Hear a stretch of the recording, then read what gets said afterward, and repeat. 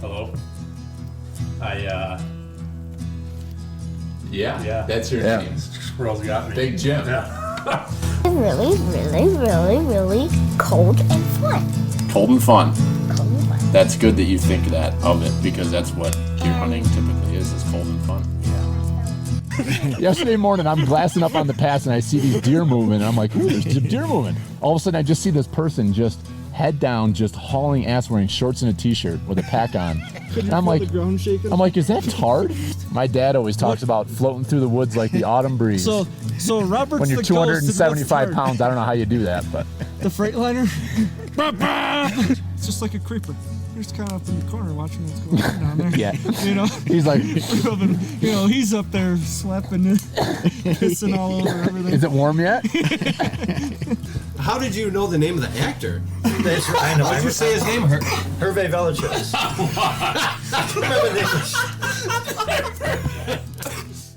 You know what pert near means.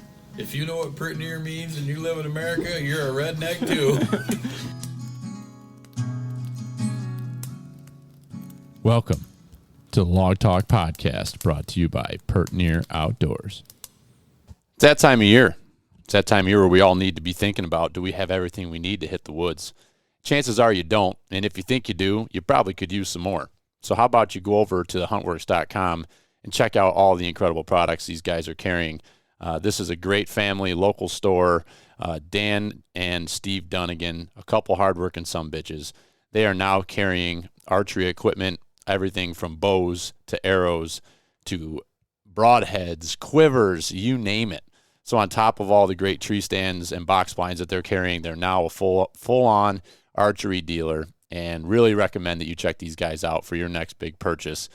Head over to thehuntworks.com to see what they've got for sale, or if you're local in the Rochester area, head on over to their store in East Rochester on Dispatch Drive and check them out. They are on social media, The Huntworks, and also online, like I said. And if you purchase anything online, you can use promo code FEEDIN'Em to get 5% off, and that's FEED, FEEDIN, INUM, 5% off. Feed 'em. Hey, welcome to the Log Talk Podcast with your guest host, Big Willie. And I'm hosting this episode as Billy is chasing mule deer out west and actually hiking up in, establishing his base camp today. And he's got a week of rifle mule deer up there. So he's out of town, and we've got some guests on today from the Rome Hunt Company, and I'm going to get to introducing those gentlemen shortly. But just to start off a little bit, what's new with Pert Near Outdoors? I know you haven't had episodes coming here too much through the summer, and Billy's quite busy with his day job and with the kids and all of those sorts of things, so he hasn't been putting episodes out. In the meantime, I've used his equipment to establish a new podcast called Knab Talks, focusing on the school bus industry, from which I retired. And seeing that I have all the equipment, Billy said, well, you know how to do it now. Why don't you take over Pert Near, and I'll be a guest now and again. So I don't know if I'm your guest host or your new host, but regardless, I am your host. I've got this episode we're going to do, episode 191. Also have episode 190 already recorded, and I'll be dropping that within the next day. So that's what's going on. We got a couple other things. Jason Ellsworth, if anybody of you know Jason from Ellsworth Cooks, he was a local fella and recently took a job in Kansas, and he built a lodge, Buffalo Nickel Lodge, and he's selling his place here in New York and moving out there and going to run that lodge full time. So some exciting stuff going on with him. He's coming into town the 11th through the 18th, and I'm going to get with him to do a podcast, catch up with him and see what's going on in Kansas, and who knows, maybe someday I'll be broadcasting from Kansas and from his lodge. So, but we got some content planned for you, and it's an exciting time of year. Season's opening up. I know depending on where you are, there's some deer season open today, I believe antlerless, and some units in Region 8 and 9 and downstate in Orange County. So any of you that are out chasing some does today, good luck to you. And I know congratulations is in order. I saw some folks had deer down already this morning, so that's exciting. And actually, the weather has been conducive to that. Instead of 90s, we're in the 60s today. So small game, some of that's open now and more coming. We've got the youth hunt coming up October 7th and 9th. So that's exciting. And northern deer archery and early bear coming up. I know early bear is next weekend, and got a bunch of the Pert Near crew headed to the Adirondack Mountains to chase some bear next weekend. And but waterfowls, some waterfowl coming. I think goose. And don't quote me. Don't grab your gun and go. Just check your your hunting and trapping guide. But I know I believe waterfowl is open. At least the goose and others coming. So. I mentioned the guide, so my PSA today, before we get into our conversation with these fellows, I have advice for you. Go to the regs, the New York State Hunting and Trapping Guide, for answers, not social media. It's kind of my pet peeve I saw this morning where somebody, they ask questions. I saw a question that's like, is it legal to whatever, you fill in the blank, right? And also today I saw one that said, if I use this tag, to shoot a doe today, can I use this other tag at this other time? I wouldn't get your answers from social media, and just because they vary too much. I call it the syllabus. I don't know, maybe that's what we used to call it, but the guide, the hunting and trapping guide, I looked at over this morning after I saw that question, and it's got a beautiful layout of all the different tags and what you can use them for, what the circumstances are, and if there's any exceptions. So it's a table, tags on the left, general use in the middle, exceptions on the right. So, refer to that. They're free. You can pick them up at any licensing agent, and best way to keep yourself safe and legal. And the other thing I wanted to hit on before we get started was the hunter education. And I think I had mentioned before, I mentioned it to Billy on the podcast, but last year when I went to Colorado for archery elk, I had to produce my hunting certificate to my hunter training certificate to secure the Colorado license. And I took mine so long ago in the 70s, I don't know where, I couldn't find it. So I'm like, I'll go back and take it online. And it was it was a really good course. I enjoyed it. So they're back, obviously, post-COVID, they're back in person. So you can sign up to do in-person training, but it's also still available online. And I will tell you, I thought the online program was very good. And I talked to a fellow you're going to hear on episode 190. He wants to get into hunting but didn't know anybody that hunted, and that's one of the things that we like to consider as our mission is introducing new people to the sport. So I told him, you get your license, I'll take you out this year. So I'll be mentoring Jonas Campagna will be my hunting buddy this year. And he's so I called him up and was sending him the link to the online hunter education, and he said, well, good news, I'm halfway through it. He goes, I found it myself, and I'm taking it, and so he's all in, he's excited. But then last night I also ran into a friend of ours, and he had his young son with him, and he was all excited because he's almost done with his hunter training, so he's doing it online. And the little fella thought it was a good program, thought it was pretty interesting. So don't forget that's out there, and I will tell you, any old retired guys like me, if you got a little time to kill on a rainy day, jump on and take it or look at it. It was good review. So that's my chatter for today, and we're gonna jump into our main topic today. We were invited over to the Roam Hunt Company. That's ROAM Hunt Company in Caledonia for their opening today. This is the first day that their new storefront has been open.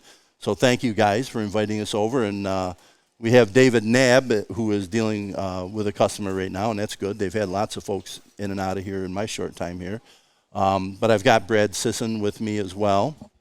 And so Brad and David are opening up this store, and excited to be a part of that. It's really a neat shop. When I come, every time I look, I see something I didn't expect to see. I got seasonings.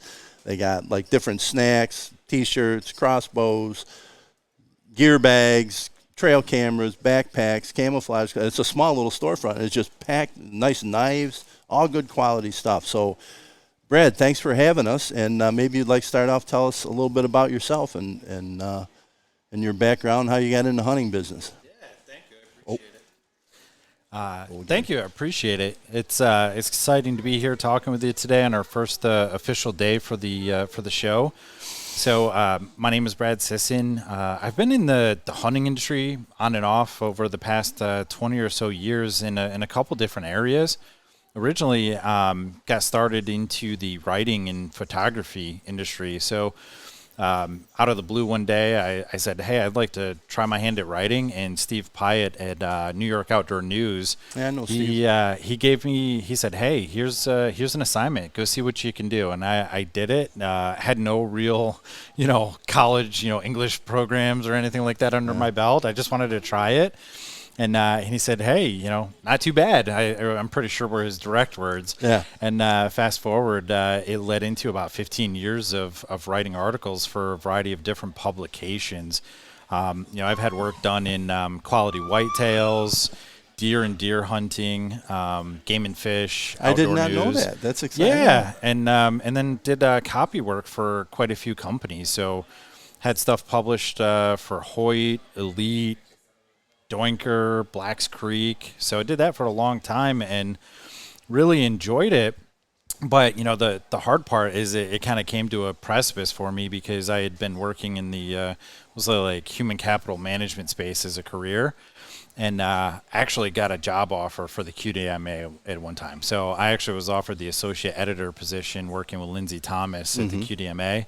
They flew me down to Athens, Georgia, and gave me the tour, gave me the spiel, and as much as I wanted to make that work, I just couldn't make it work from a salary perspective, and so it's a bit of a grind. So I had to start spinning my focus and really got into, selling trail cameras, quite frankly. So I've been doing that for over 10 years now. Have you really? Yeah. And, as time went on, had a successful online business and really just large clientele focused, like Kishels, they were a customer of mine, got them set up.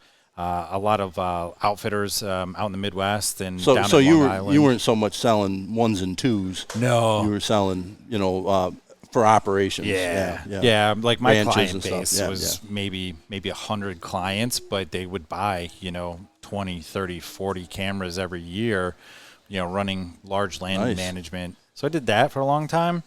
And, the industry, trail cameras started to get simpler to use, especially in the cellular space.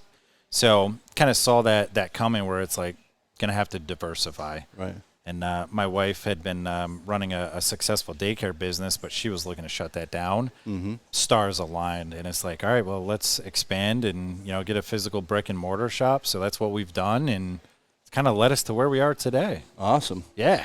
Opening up the shop and and having this going. I understand that starting Monday, you'll be the shop will be open. Yeah. What, 5 days a week or a few? How are you going to work that? We're going to do 5 days a week. So Kelly's going to run the shop during the business week, during the business day hours. I'll probably pick up the weekends and evenings, so we'll be a classic, 2 ships passing in the night That's type right. of thing. At least, for us to get our feet planted. So what are you planning for hours? Or anybody listening wants to stop out and see you? Yeah, so we're going to be closed on Sundays and Wednesdays. So we're going to have, the other 5 days of the week, we're going to have hours ranging from 10 to 5 to 12 to 7. So we're going to try to have a mix because even just hearing today with the customers that have come in, they've asked for the hours during the week, and some guys work in bus garages and they got morning hours, and some guys work B shift, and so they need that range. So each day is gonna be a little bit different, but generally speaking, 10 to 5 or 12 to 7 are gonna be our shifts in that space. Yep. Nice. Very nice. Well, good. So tell us about the Roam Hunt Company.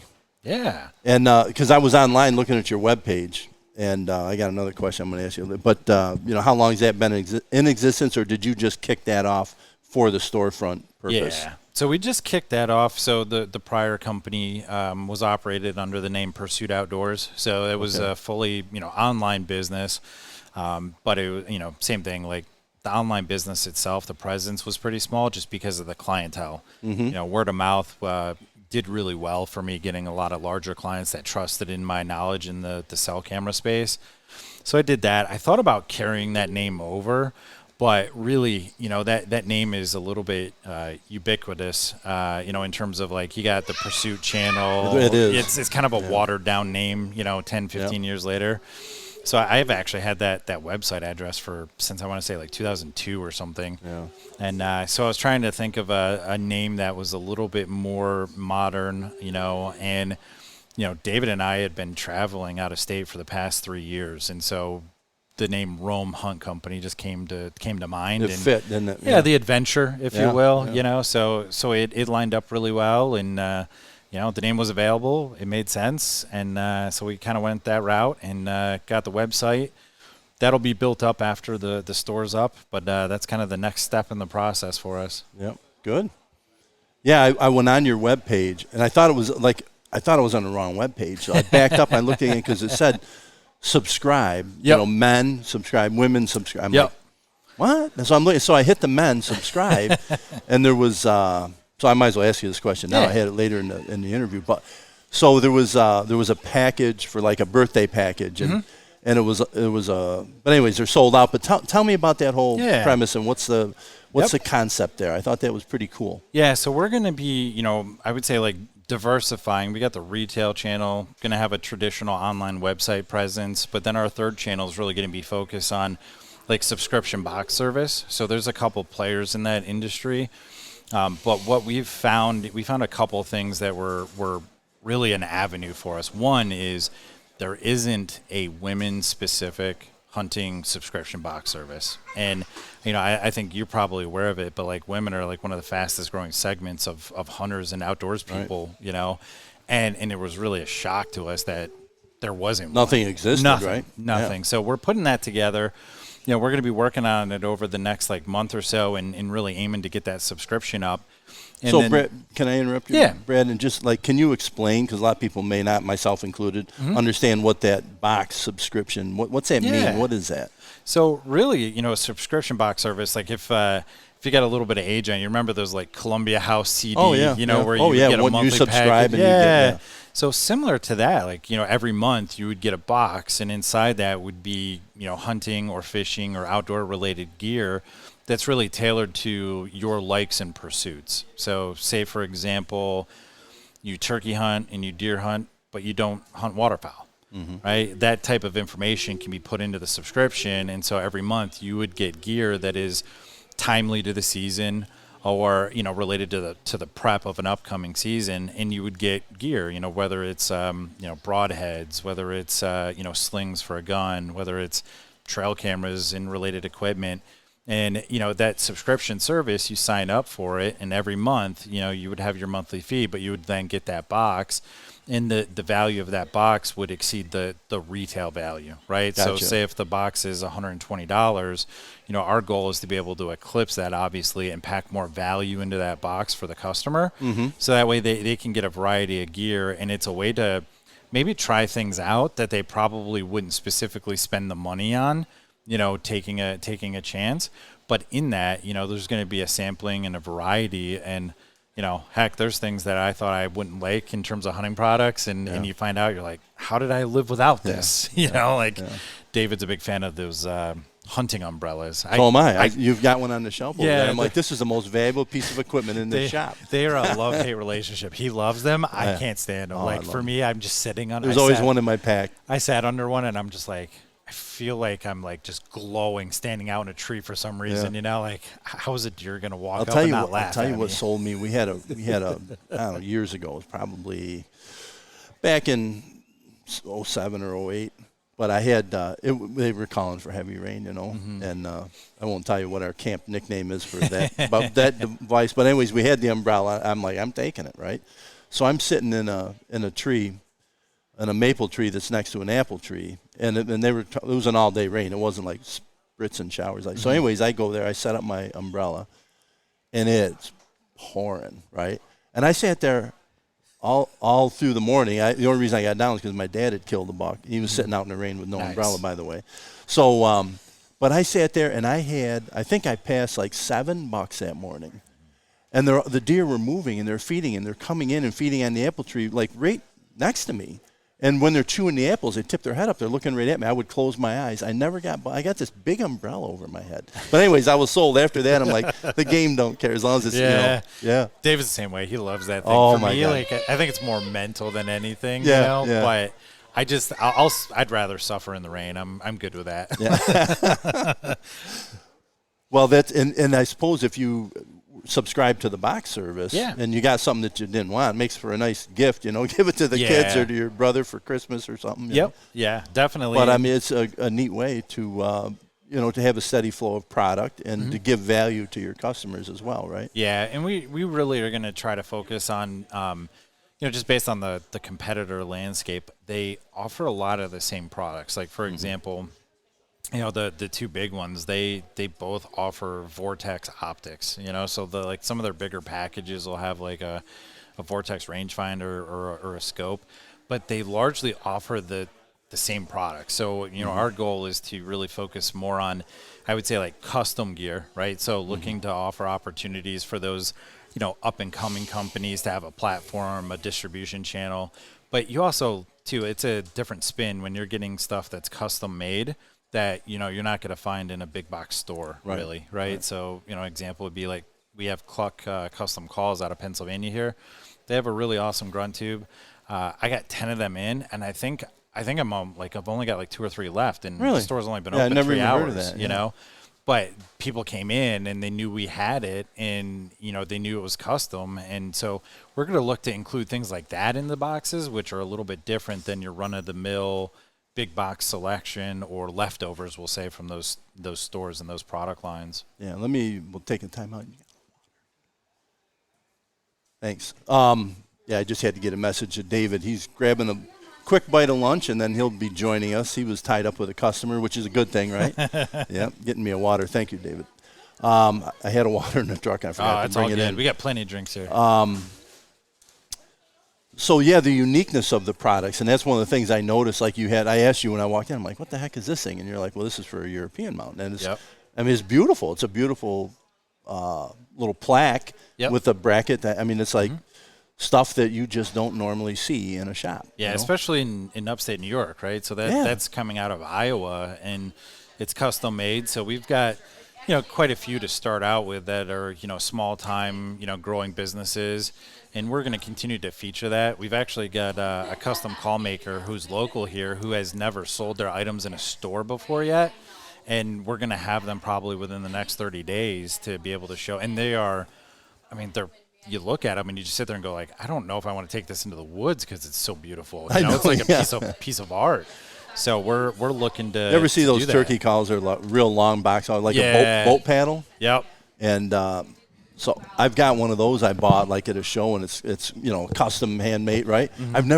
I took it out once or twice, and I'm like, I can't take this out. I bought the special like holster thing for it. It sits in because it's like a showpiece, right? It is. It's so it's almost especially when it comes to calls, like people will collect calls with the intention of never actually hunting or using them because just they a see display, the art, and the design, and see some of these handmade things are just beautiful. Like those plaques are absolutely gorgeous. Yeah, they're beautiful. Well, hey, David finished up with his customer, and we have him jumping on. And Dave, we've talked a little bit about the why with the store, and you missed out on, but I will thank you for inviting us to join you and do a podcast as part of your kickoff here with the store. But so again, David Knab, and David, interestingly, went to school with my boys, and Jimmy and Billy and Chris Lawrence who is actually with Billy right now in Colorado.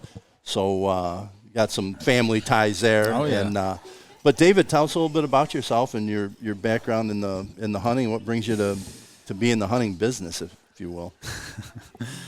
I don't know. I started hunting. I never had a family that was big into hunting. I actually got into hunting from Brad. He was my tutor back in high school, I think it was freshman year in high school. And that was one of the main incentives for me to basically finish my work and actually follow through on the study guides and stuff like that. Really? Is he would take me out that weekend or, after school, and we'd go play in the woods. Ever since then, we've been hanging out and just kind of growing the friendship and growing out and doing different adventures around the country. I've just never been big into hunting before that. I've always had scouts. Scouts is still a huge part of my life. But he kind of helped lead the way with hunting. lit that fire, didn't he? Oh yeah, for better or worse. Yeah. So you your know. dad still doesn't? Does he still not hunt? No. Nope. He's happy to see you go enjoy Oh, yourself. yep, and, absolutely, yep. Hunt at Dad's house all the time. He doesn't. He just never really got into it. Yeah. When he was little, he would hunt. It was more for sustainability purposes. You know, hunt for actual food. Yeah. Just kind of grew up in the needed to Yeah. hunt category. Yeah. But yeah, so. And then slowly started doing more and more stuff. I actually I went and got my FFL, started my own little gun business during our COVID lockdowns. So that's been a very interesting learning curve. Oh, I can imagine. Now, was that a big undertaking to get that license? Is that really involved, or? It was, yeah. The hardest part is honestly the paperwork. I can imagine. There's a lot of paperwork to it, and then the interviews. I mean, you're having 2 ATF agents come to your house. You're having an FBI agent come to your house and sit down and talk with you, talk with your friends, and, you know, is this guy a good guy, bad guy? Well, you know, what do you think about them? It's like getting a pistol permit on steroids. Oh, yeah. Because now you got the feds looking at you. Oh, yeah. So I started doing that, and I've been, you know, ever since then, you know, and Brad's been working at his store and getting that up and running. And just been over here helping him out. Yeah, nice. So, are you a partner in the store, or are you? Nope, this is Brad's buddy, helping every way you can. Yep, I'm the free labor. There you go. Everybody's got to have a free labor man, right? Yeah. So, Brad, did you go to HFL? No, I'm actually here from Caledonia. So But you were somehow hooked up tutoring. Yeah, so both of our moms are teachers. Okay. So they knew each other, and so you know.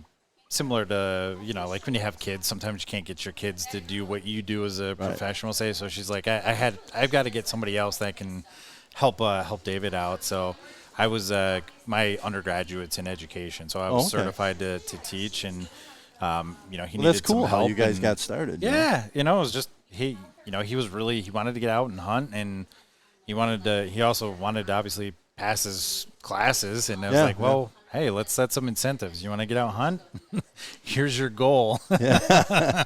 Right. So you do well in a test, and guess what? We go out and we get an afternoon of bow hunting in. Yeah, nice.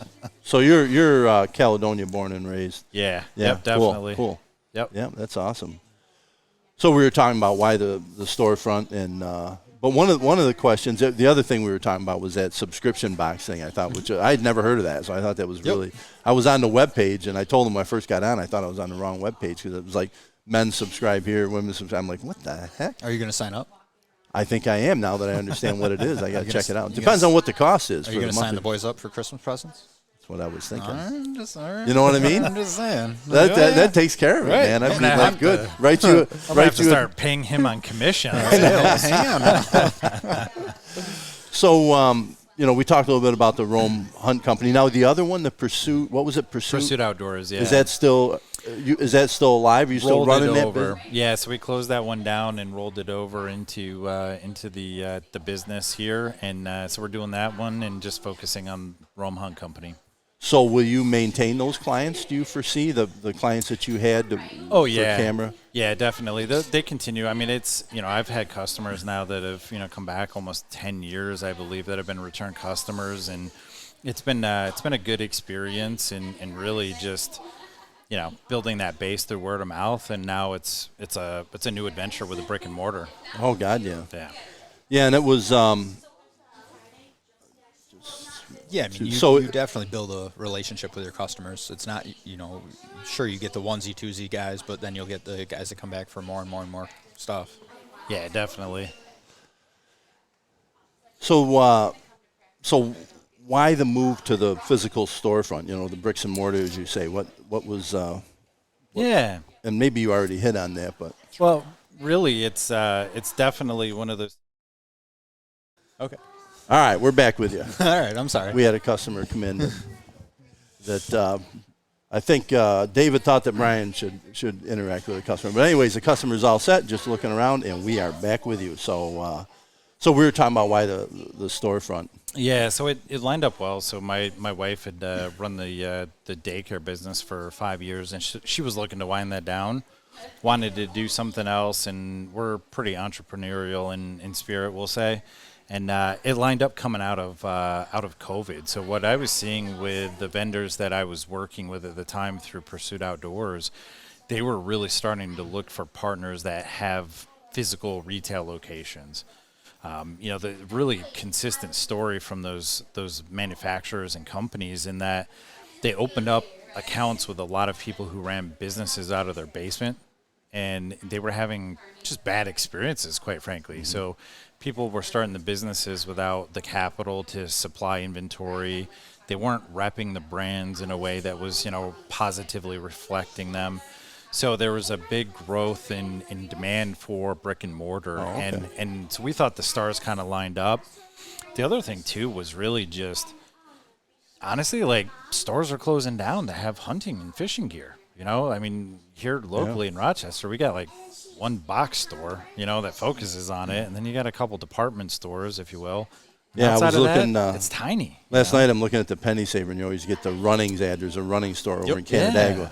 And they have their little, it's that time of year, right? So they got the hunting flyer in there. Yeah. You see there. So, and that was one of the questions I had. Tell us, like, a lot of people, like, that fits into running to Wegmans or stopping at Lowe's or something, right? So a lot of people, I think, when we first started out, like we had, I'm trying to think, used to be a Gander Mountain, and there was all these hunting. Dick's had a huge supply of that Galleons, stuff. I forgot about Galleons. Yeah, so there was like. That was like we'd load up the boys and we're like, hunting season's coming. We're going to Dick's. I got a big sale. We'd be buying tree stands for $79.99. Good stands for that, right? Right. Some of them are still out there. 20-some years later. We used to Dick's Sporting Goods. They used to be able at the end of the year. The store managers would want to get rid of those tree stands. We go in there and we buy them for $39.99. Yeah, when they were blowing them out, I'd go and buy them for next year. Yep. Yeah, exactly. Yeah, but now, there's a local place in Henrietta, really. But I'm seeing more shops like start to pop up, and I had mentioned to you the shop in East Rochester that we work with. It's the Hunt Works, and we've gotten to be good friends with those guys. But they're kind of a niche thing where, but when you go in, I think you're dealing with people that know hunting, know the products. They have unique products. There's a reason, and that was one of my next question was like, how do you choose your brands, right? So the guys like at the Hunt Works, I've learned a lot about how they ended up where they are with what they have for brands. And so I'm assuming you apply the same, but a lot of it is what they used, what they liked, what they trusted. And like I think the trail cam thing, you guys, when we were together at a dinner last fall, I think it was, or in the spring, maybe it was in the spring. Yep. But I was just intrigued. I was telling David I was absolutely intrigued with your level of expertise, what you guys are doing with cameras and the hunting and in other states but yeah, it was very obvious you guys were like really top-notch trail cam users, understood the products, pros and cons. So tell us a little bit about, like, I see a lot of good brands that I recognize in here. I see some I don't that are obviously good quality. Yep. But tell us a little bit about how do you go about selecting your brands to put into a shop like this? Yeah, I mean it is a mix of what you said around like brand experience and confidence in it. A lot of these products we use in our own right, and we believe in and we trust in, and they're time tested, if you will. Then there is the obvious business component to it, right? So like anything else in business, when you've got retail accounts or accounts that are set up, you've got geographical areas that are protected because maybe you've got a dealer 2 towns over, and the company doesn't want to have 2 dealers within 10 miles to compete over the same customers. So there's a little bit of element in that, but here's the cool thing about it is all those stores shutting down created a vacuum. So we've only had one instance where we had one brand say, we love you, but we've got a dealer within X amount of miles, and therefore we can't open an account with you. Every other company has jumped at, willing to help us out and get that relationship going. And they're excited too, because I think there's still there's still that struggle of the cost and the logistics and just the effort to set up that brick and mortar. So there's those business components to it. But on the flip side too, it's really been a lot of research into looking into what I would say is we try to have at least 2 brands in each space. One that's value based and one that's more premium based, right? And we kind of cover our bases based on people's ability in terms of like their spending power. You know, not everybody's going to want to go and, you know, buy a $1,000 bow or a $1,000 crossbow. And so, like, what are the brands that are out there that make that work, right? You know, what's out there that makes a good crossbow for... Yeah, you can cover both ends of the market, if you will. So that's really, we looked at that, and then, you know, a lot of it, too, has just really been, you know, the ones we've got experience in, you know, the ones that we've trust, and, you know, Athlon, for example. Yeah, I'm looking at the Athlon binoculars. I've never even heard of Athlon. Yeah, so Athlon's, you know, it's a company that's been around a long time. They have a lifetime warranty.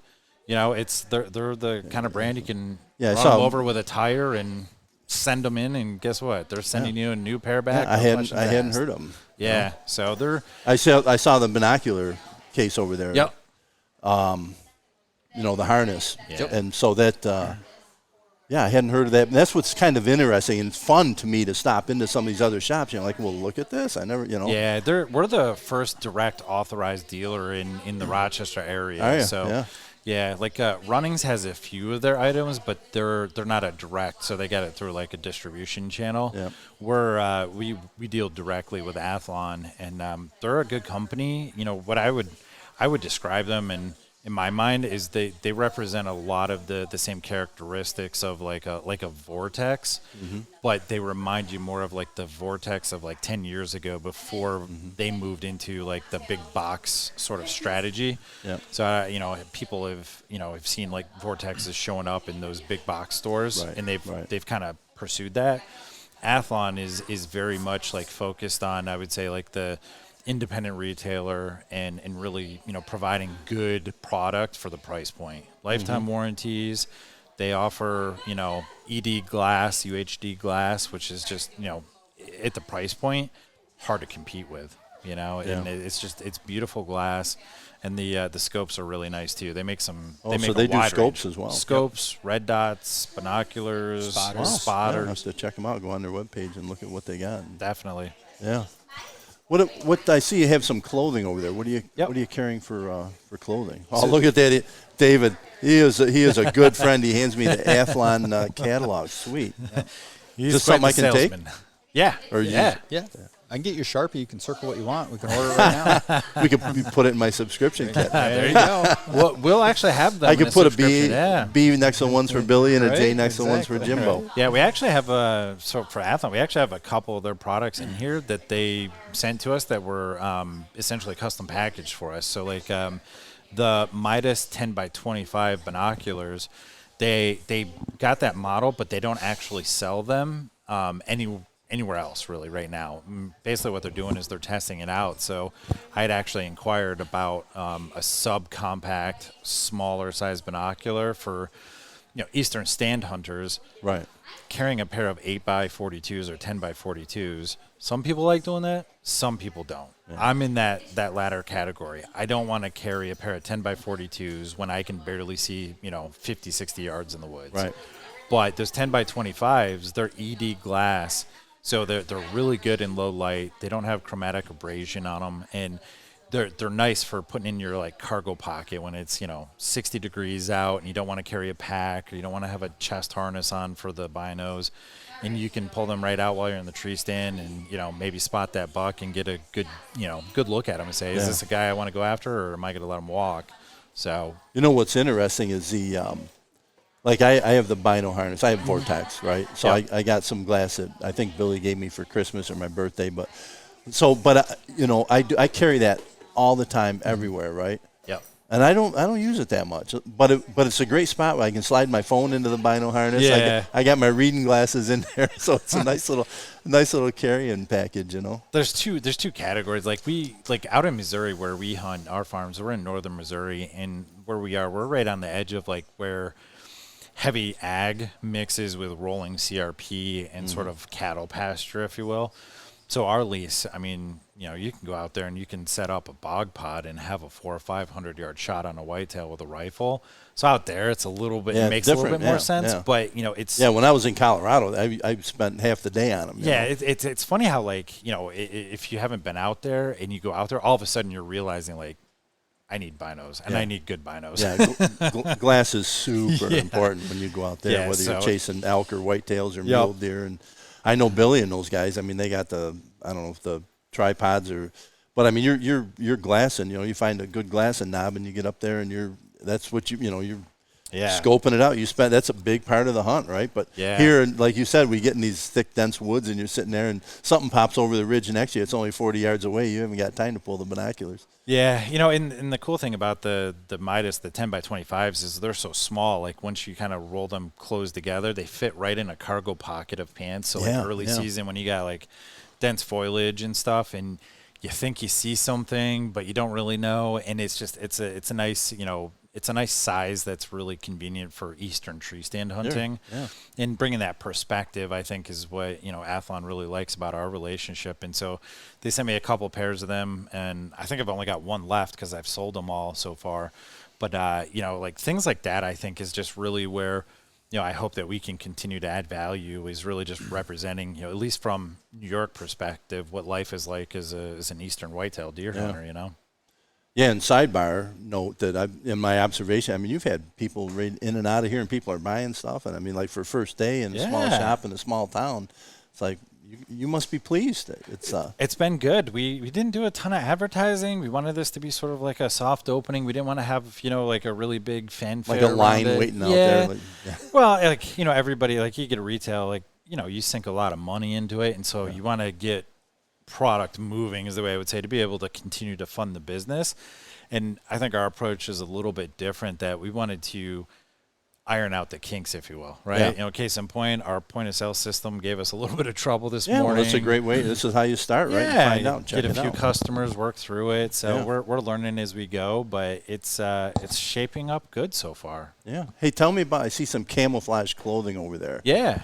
So what are you going to be offering, or what do you offer in that? And do you look to expand at all? I know that I remember, Beck, you talked about the binocular brands and how the Vortex, used to be kind of more exclusive, and now it's in the big box stores. Well, Sitka was the same way. I remember when my son started running Sitka, you couldn't buy that just anywhere, right? Yeah. And then and now it's you go to the store in Henrietta, and they got racks of Sitka, which is nice stuff, But I didn't know, you guys run some Sitka, right? Yeah, we do. I mean, as far as you use it. Yeah, we personally use Sitka. It's very expensive, but we believe in the durability of it. Like we've put that stuff through some ridiculous paces, we'll say, and it's stood the test of time for us, and it's a good brand.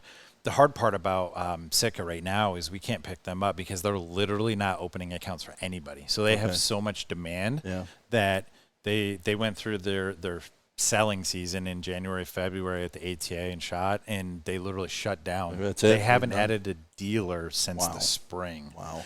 And we'll get with them. So we've got a rep contact there, and as soon as they turn the green light on to say, "Hey, plan to try and move Sitka," we will. As soon as they come to us and say, "Hey, we're ready," Well, I will tell you, I don't, and I guess I don't. There's a couple different brands out there of like a really good. Like you can spend a lot of money on the clothing. And I was never one to do that. And Jimmy, and Billy's like the poster child. Like, I mean, he'd have a full set of Sitka, and then this other company comes out. I can't remember the name of it, but and then he bought all that stuff, and then he put his Sitka stuff online for. He's a gear nut, right?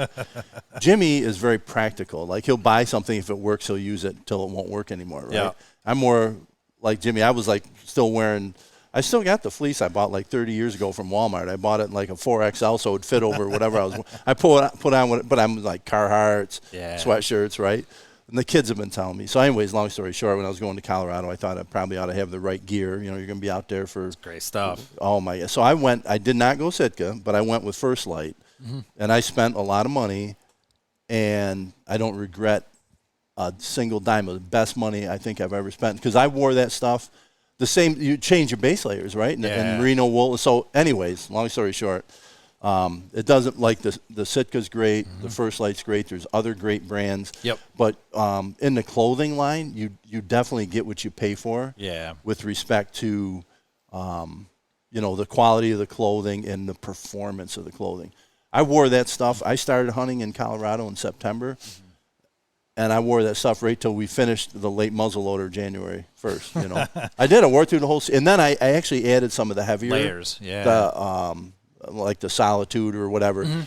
And that stuff, so Jimmy told me, he goes, don't buy the warmest stuff they got because you won't be able to overheat. You'll overheat terrible. Yeah. So I bought the next step down. I was still overheating in that. Yep. So on my pack, I always have the jacket like rolled up and lashed onto my pack. That's what we and do. when I get to where I'm going to set, then I'll pull it out and put it on, and you do not get cold. So we're in the same. Yeah, that's bucket. cool. That's we're in cool. the same bucket. We actually a lot of times, even if it's like it's one of those windy, cold, snowy, blowing days, and we'll go in our base layers because the Fanatic set from Sitka. We roll that stuff up, put it in the pack, and we're walking in with a pack on our back, and we'll get dressed at the tree stand base, and just you stay warm. You stay warm. You don't have any, It's a game changer. Yeah, without a doubt. So we'll get Sitka set up as soon as they're willing to entertain us, so to speak. But we're set up right now with Scent Lock and Scent Blocker. Oh, cool. And then also Pneuma as well. Pneuma's in that category of like First Light, Sitka. Pneuma's sort of that third, I would say, leg of the premium, hunting clothing space. They're actually, from what I understand, they actually are the original creators of the Scent Blocker line. Oh, okay. So they had sold, the Scent Blocker, Scent Lock. Those two companies sort of somehow combined, I believe, and was sold off to a company called Nexus. And they've been phenomenal to work with. So out of like all of the vendors, they've been super helpful. They've been super, partnering. And so we got the Scent Lock and Scent Blocker line because really it's a good middle ground. It's not you're not paying the premium price that you would for like a Sitka, but you're also getting a good enough quality where you can run that system, stay warm, it's durable. Yeah. I think that they're focusing more now on the functionality and the use of it as opposed to maybe like the of yesteryear, the carbon, components of it. Yeah, still some elements, but at the end of the day, they're focusing on the design and usability and the warmth or cooling based on whether it's early season or late season. What's interesting is I bought a Banks blind from the guys over at the Huntworks, and what I spent on that blind is like equates to what I spent on my hunting clothing kit. and if I had just bought the blind, I can hunt in what you're seeing. I got a t-shirt and jeans on. You're in that thing. It's like it's so warm in there.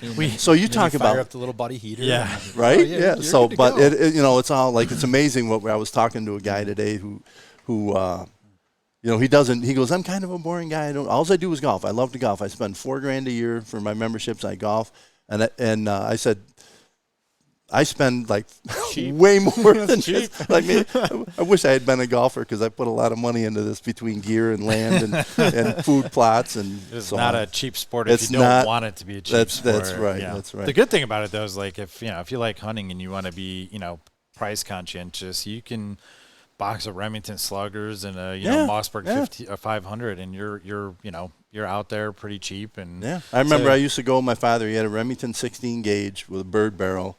And he just shot the Foster slugs. That's all they had back then. And I remember like we were still hunting up the side of the mountain there at camp, and he would go from like tree to tree and then stop and stand there for a little bit. And he said his goal was to kill a buck before he got to the top. And usually he did, but I'm like, how far can you shoot? I'm like 12, first time going out or whatever. I'm like, well, how far can we shoot with this thing? And he's like, oh, like from here to that tree over there. I'm like, that's it. He goes, yeah, like 40, 50 yards. I'm like, 40, 50 yards. Right. Now we gotta get close.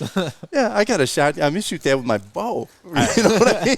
I grew up on that style of hunting. So like when I first started hunting, my dad was in the Navy. So he was stationed in Virginia. And so we were in the eastern part of the state, and that's all shotgun territory, no rifles, and so same thing, smoothbore barrel, Mossberg 500. And you look at where we're at now, with shotguns. I mean, I got an 870 with a scope and a cantilevered scope mount, and I shoot rifled slugs, and I've shot deer at 130 yards with that thing. It's amazing the technology, nowadays with it, and it's a different day. Too, like, here in New York, like.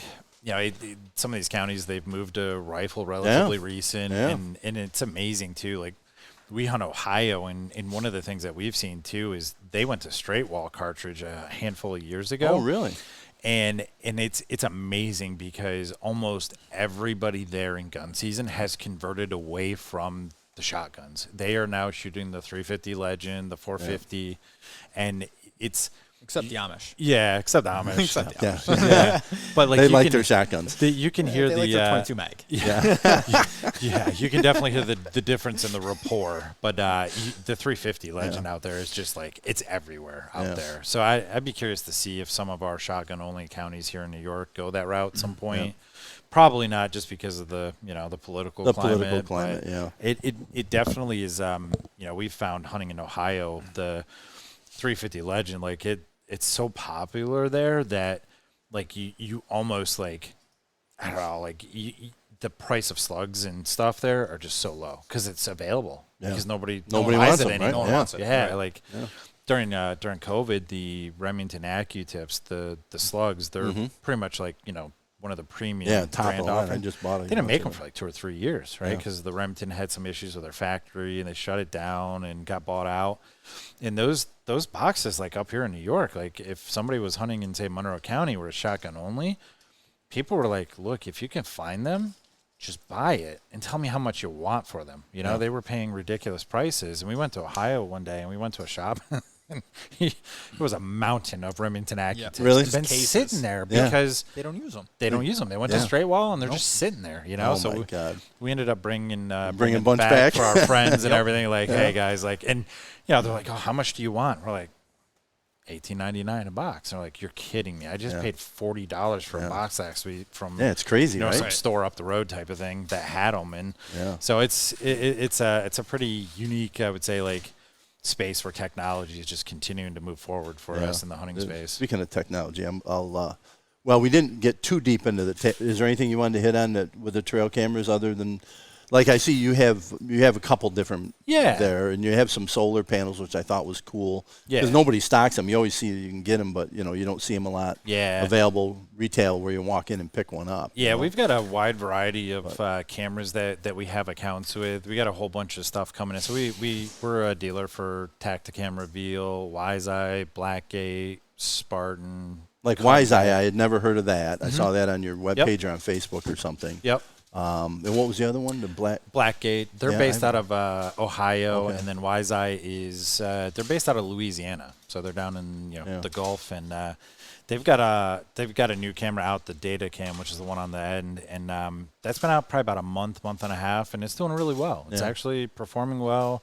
Pictures are nice. It's Is that a cellular? Yeah, it's good battery life too, so it's doing well. What kind of then you get into if you have a lot of different types, right? If like we have a Cuddy Link system, we pay like once a year, and then it comes via email, and and so that Cuddy system works good, and it's been very reliable, been very good for us. As long as I think a couple times we've had to update firmware, but Spy Point, they have a fee. Yep. Then you add more cameras, you're paying. The next thing you know, you got a lot of money going out in monthly fees. So that's one of the things I think people look at, right? Is what is your monthly subscription fee for the cellular service, and what sort of packages are available? Yeah, the Blackgate's really interesting in the fees that they have. Like I've got 2 Blackgates out, and I think I have a $6 a month package with them. Yeah. That you can literally go, I think, dollar increments from like $3 to like $20 a month, and you can choose the data package that you want. Yeah.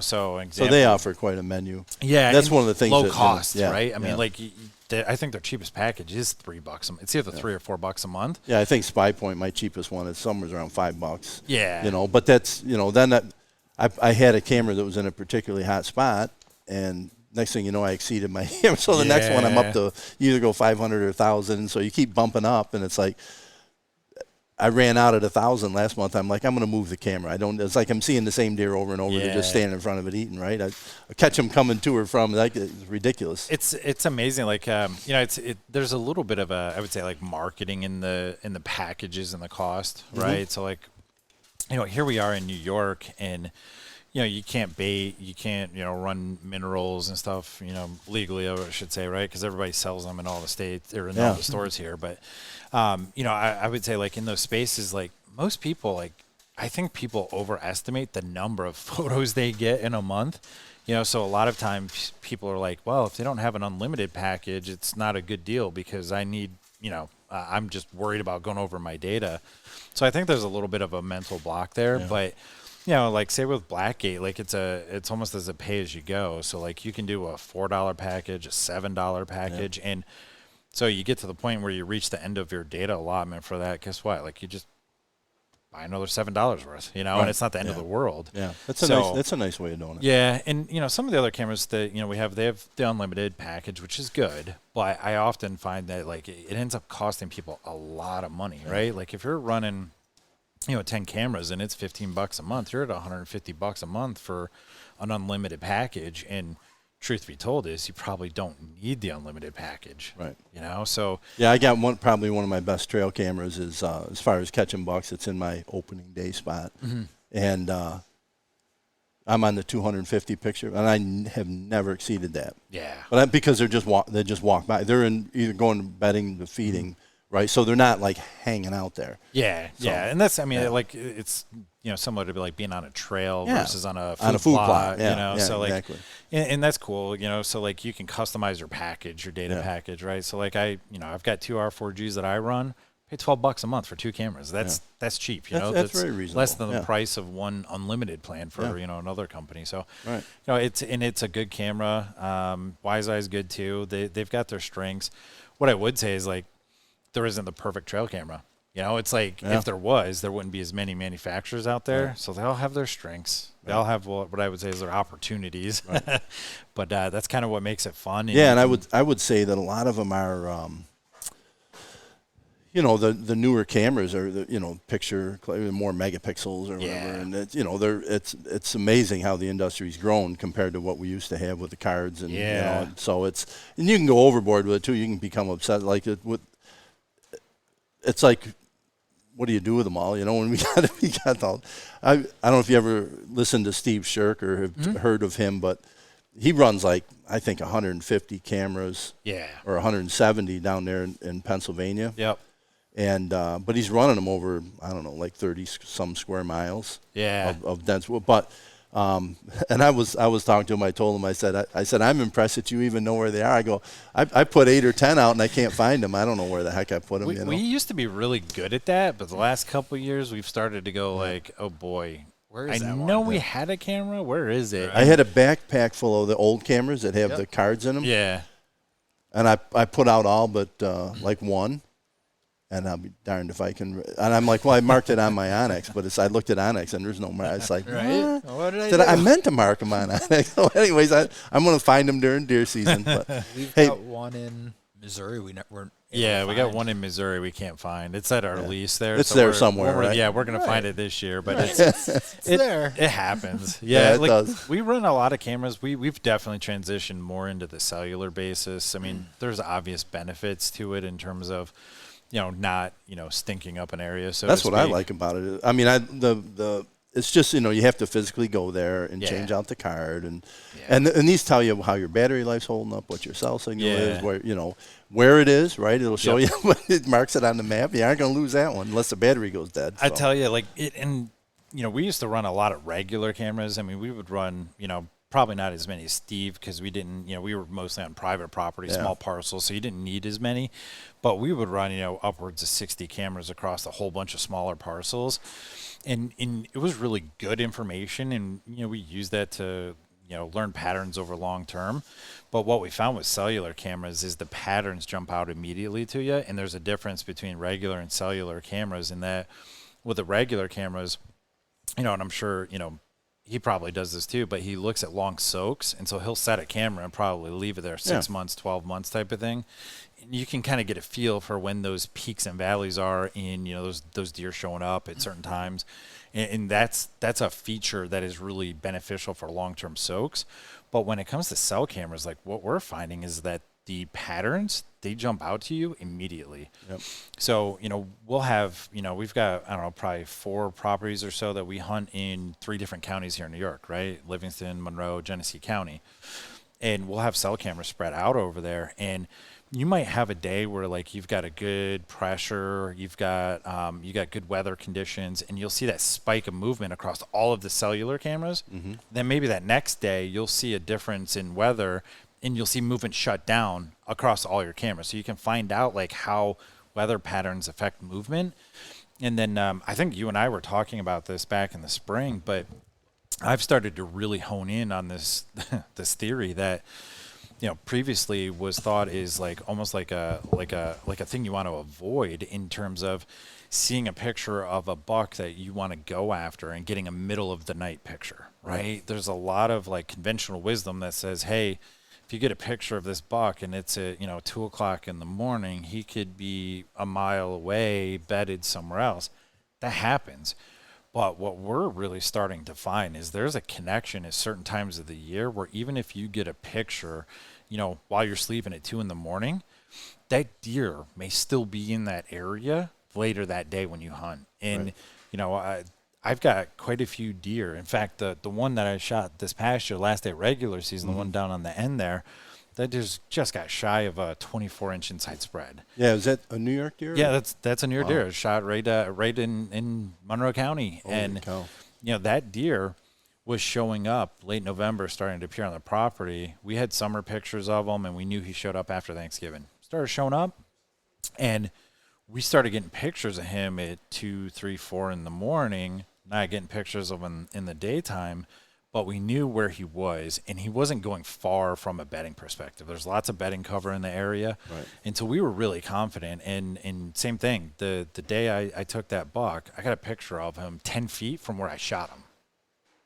Same day. Yeah. That picture was at like 2 in the morning, and I shot him 10 feet from where he was standing in that picture. Wow. That afternoon at like 5 o'clock, like 10 minutes before end of legal light. And we're seeing that pattern, and we're seeing it late season, and we're seeing it in certain parts of the rut too. Yeah. Right? Because we, in my mind, I'm pretty confident that certain mature bucks, they learn when doe groups in certain vicinities go into their estrus. They have that period where a doe group, they tend to go in estrus roughly at the same time every year, that 2-3 day window. And you would be surprised. Like I've just started to really believe in this theory that if I get a picture in the middle of the night during those periods, there is a higher likelihood of seeing that buck or encountering that buck in that area. They're not. He's there for a reason. Right? Yeah, in like a doe in estrus. A doe doesn't go in and out of estrus within like 12 hours all the time, right? It's usually like a day and a half, 2 days kind of thing. And because of that, like you're able to actually, I think, make moves. Whereas I think a lot of people, they get that cellular picture and like, oh, I'm not going to go hunt there because he was there at 2 in the morning. He's probably still out there pestering the does and going after them in that area, So we've just seen that too much, and we've taken a few bucks over the past 3 years. I'd say almost half of our bucks have a connection where we got a picture of that buck the night of the day we took that deer. Really? Yeah. That's interesting. Yep. The switching, I'll turn my chair 180 degrees, look at the other side of the shop. Yeah. But it looks like you got a great selection of boots. It's light. I hadn't heard of that brand before either. They look like a great quality boot. I see some archery targets, ground blinds, tree stands. You're going to be a River's Edge dealer? Yep. Yeah, we're filling in all of the, I would say, like the boots. We've got, we're set up with Irish Setter and the Red Wing family. So we've got to order in with good that. Boots.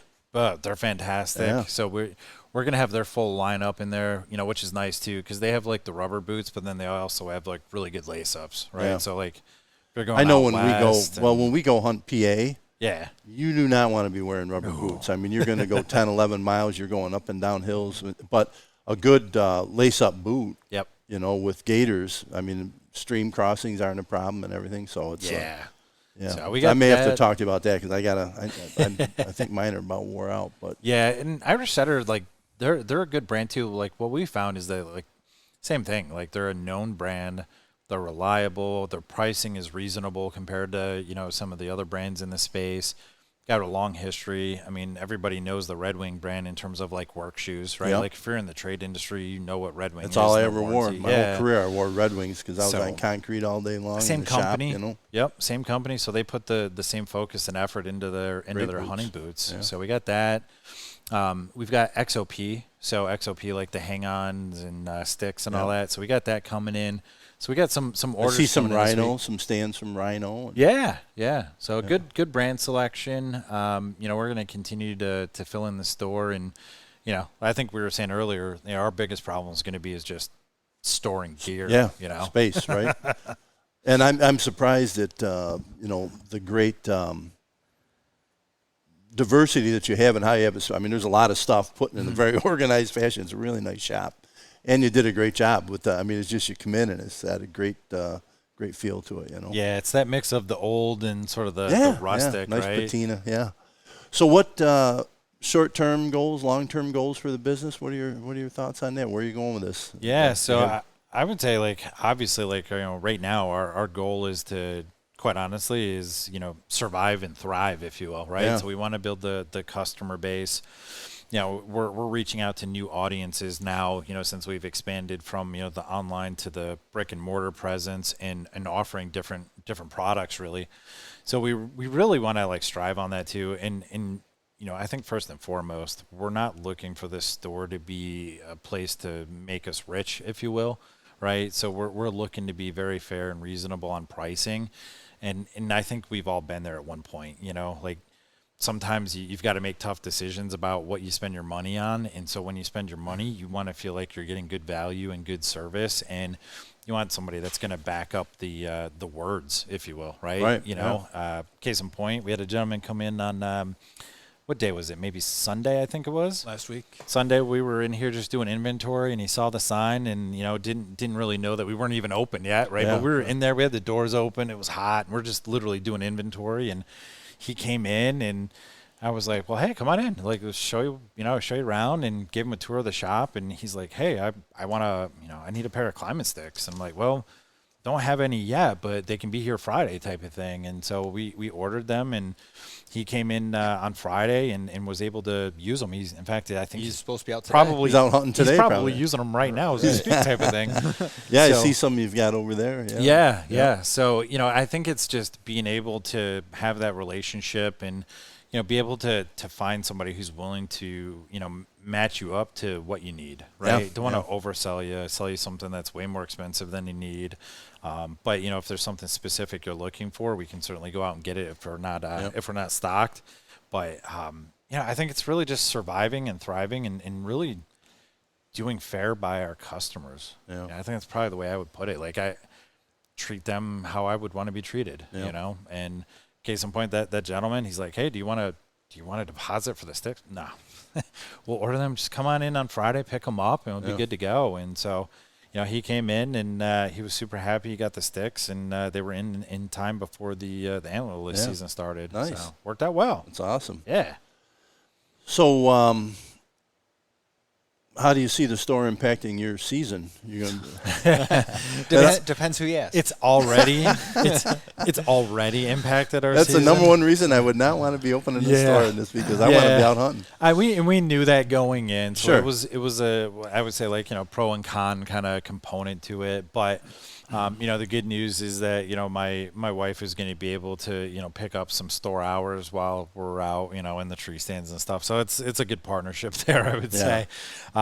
But the flip side too is, like, case in point, we have a long-standing lease in Ohio, and we haven't been able to be there since the end of turkey season. And normally we do a small food plot there. We mow trails. So you're doing and property stands. maintenance stuff. Yeah, We have 2 cameras there that have been out since the spring. Yeah. At least since the spring. Yeah, yep. And so we're gonna have to make a run down there.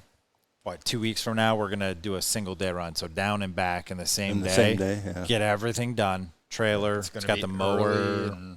Long day. But yeah, we'll get it done. So I think that's a factor. And well, it's a big undertaking, to get where you've gotten, right, with having a store.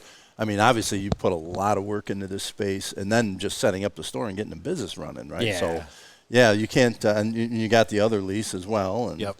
Yeah, but the only thing that didn't happen in this room was major electrical work. Like, all new floor, all new paint. And we refinished, like, this island here was there, and it was. Oh, was it? Yeah, it looked like it was from the 1700s, because this building's like 200 and some years old, 300 years old. It's a beautiful piece, though. It's refinished. Yeah, my wife did it all by hand, stripped it and nice. refinished Very nice. it, and then obviously we got the barnwood and the the display wall. So a lot of work in that, and then the inventory and setting up accounts was just it's that time suck. Yeah, You know, yeah. it was so much time just to be able to do the research, get the order. You know, Alps, I probably spent, I don't know, maybe 10 hours on the order, right? So you have to find the packs that you think are going to sell well, but also meet your customers' needs. And, you know, so it ate up a lot of time. But I also think, you know, we're thankful in that a lot of our hunting properties, at least here in New York, are relatively close by. Yeah, You know, yeah. so,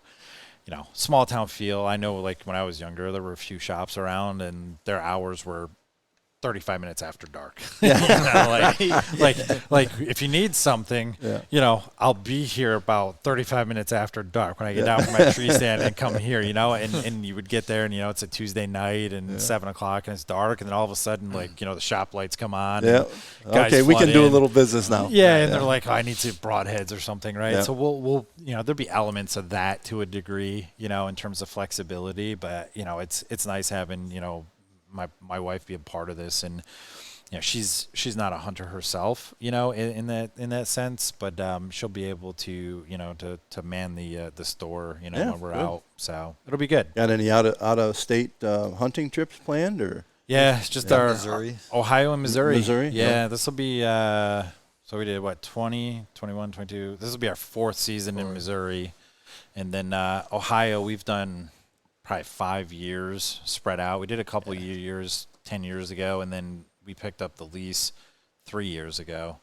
So we've been doing that, and we're going to make some decisions this year. We've really enjoyed Missouri, but we're also sitting on 5 points for Iowa. So we're at that point where it's like point creep is starting to happen with Iowa. So there's guys that are getting denied with 4 points now, which never happened. So you might need to take advantage of, of your point. We're expecting to put in for 24 for Iowa next year. So we're gonna have to make some decisions because we both said, like, going to Iowa, we're gonna put all our chips on the table for Iowa and go out there and spend a chunk of time.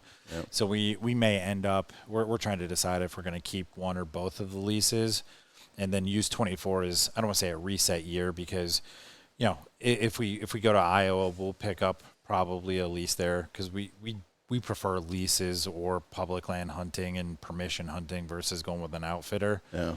And we'll use 24 as a reset year. And, you know, I've been in the market for a property purchase for a while, so we're hoping that through that transition we'll find You stumble across the something right out there. place. Yeah. And I'm looking out in the Midwest. I'm not really searching here in New York, so I'm looking in Missouri, Illinois, Kentucky, you know, places like that. So Missouri's not too bad a drive either, you know, like Missouri or Kentucky. 15 and a half hours, yeah. you know, and it's not bad. Tough part is just weather dependent.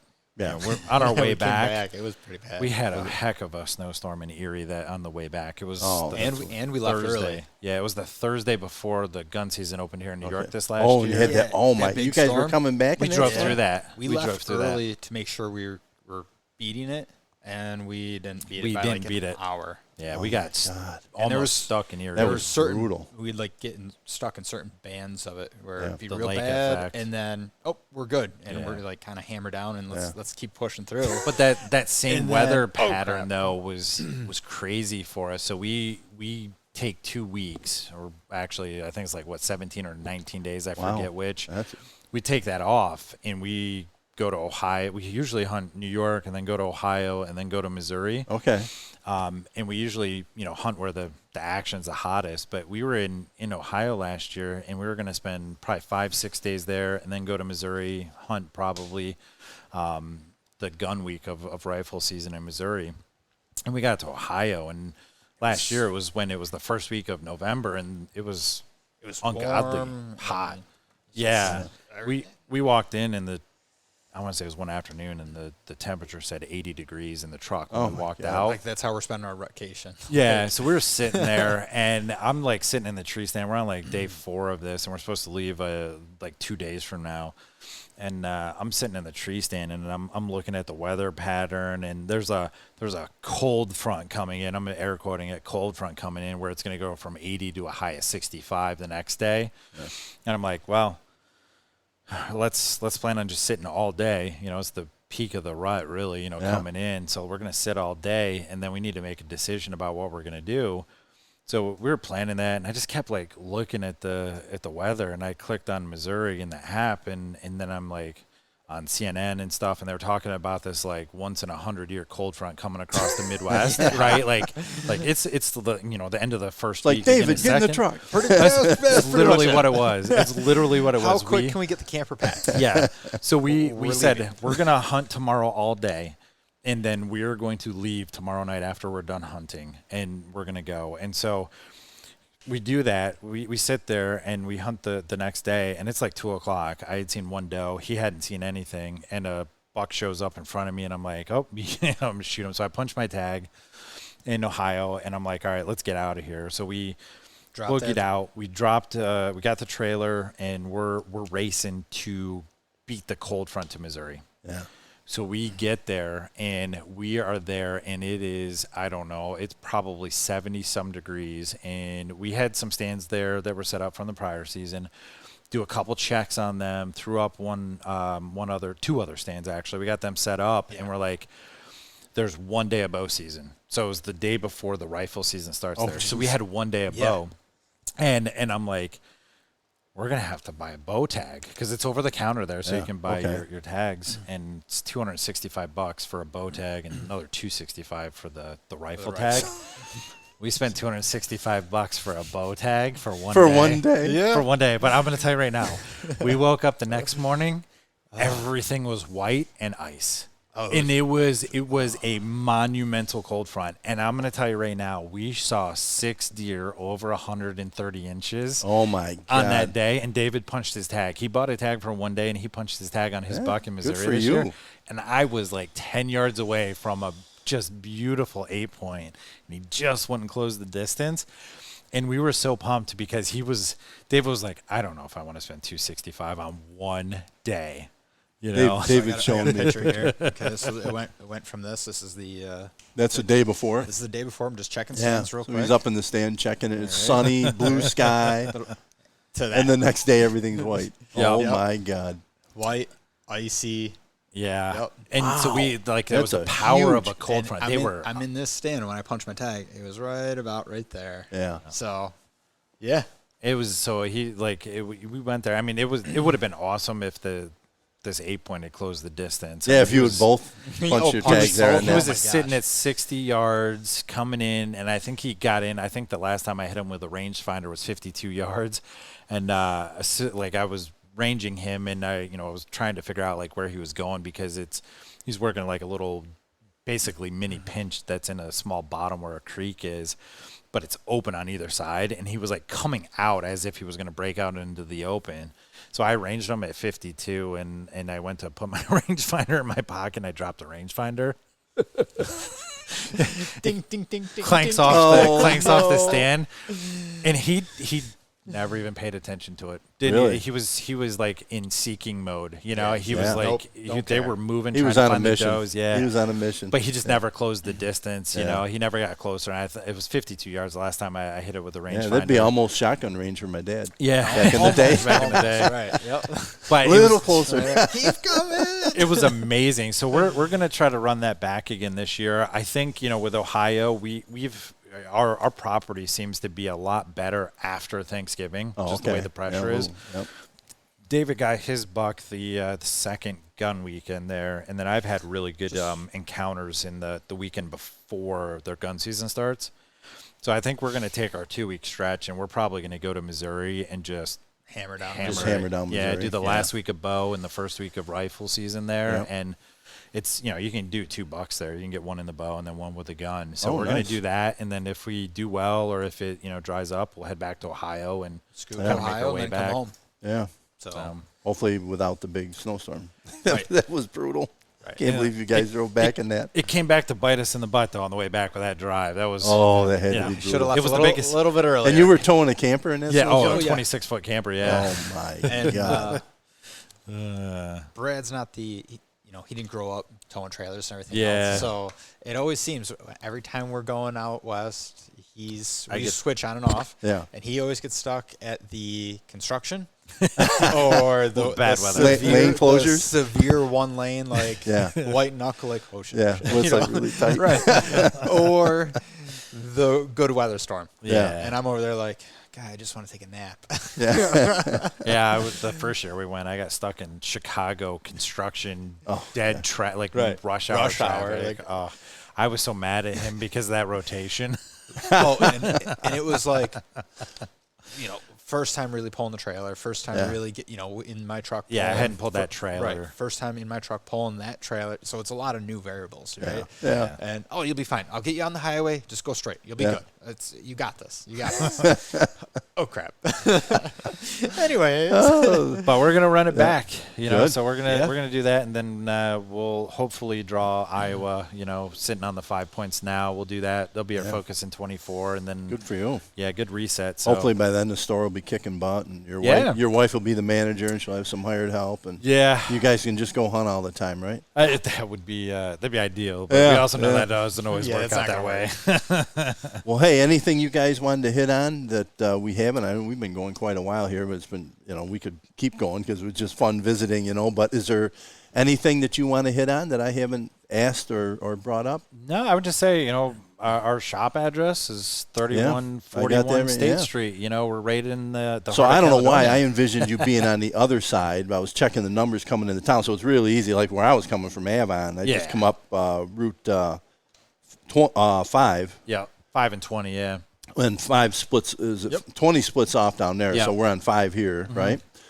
So just coming into town, there's a monument, like a roundabout type thing around the monument, but it's the last building before you go into that roundabout. So it's Just keep going around, you'll find it. Yeah, and if you drive by, don't worry, go around. Just go around. Then it'll be on your left and not your right. So, but easy to find. It's 3141 State Street in Caledonia, and you got to stop out and see these guys and check out the store.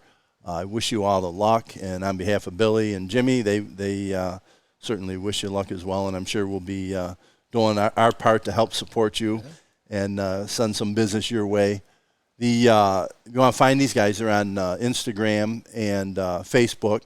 If you go on and search Roam, R-O-A-M, Hunt Company, they'll pop up on Facebook, and there's a link there to Instagram. Instagram, you can search at Roam, R-O-A-M, Hunt, no space, just Hunt, C-O for company, and you'll find them on Instagram. Give them a follow, check them out.